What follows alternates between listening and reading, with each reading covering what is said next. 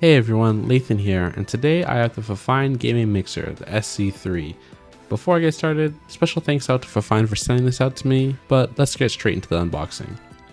First off, we have the user guide. Definitely hang on to this. This shows you how to set up and get started, but let's take a look at the mixer itself. My first impressions is that honestly, it looks like it's really cool. It's the size of a Stream Deck and it looks like it has a lot of features. It's made out of a cheap plastic housing, but honestly if the features are there, it shouldn't matter too much.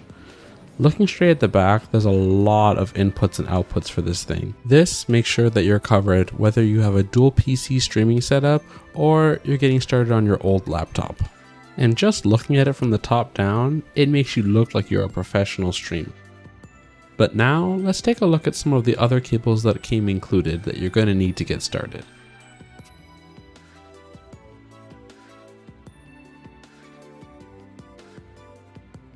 First off, we have the 3.5mm audio cable.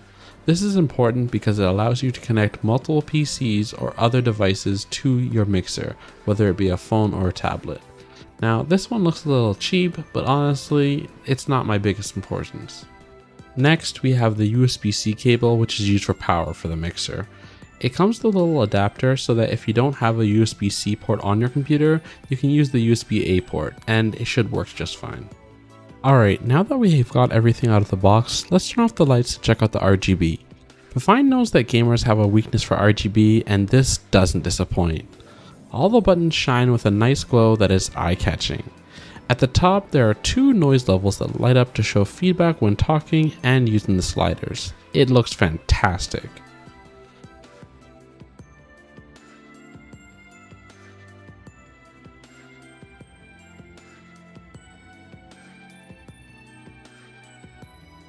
Now, let's set this up.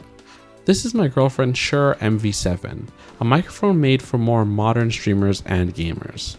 Currently, she's using it in USB mode, which can impact the sound quality, but let's fix that. All we need to do is plug in the XLR cable into the microphone, and then the other end into the mixer. It's instantly recognized by Windows and it's ready to go out of the box. Finally, let's get into the features of the Fifine SC3. Starting in the top left, there's a 48 volt power button, which provides your microphone with phantom power if needed. And just under that, we have an electric button that adds an auto tune to your voice. Underneath that, there are two custom buttons that you can map to anything from notifications in your stream or any animations you want to play.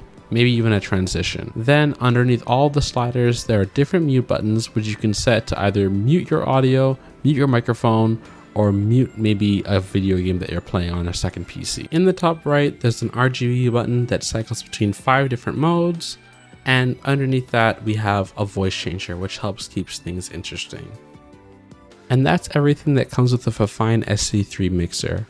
It's a good option if you're just starting out streaming and you don't want to spend the money on Elgato's higher tier, more expensive products.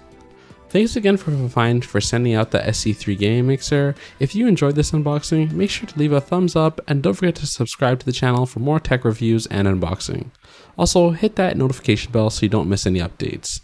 Until next time, happy gaming.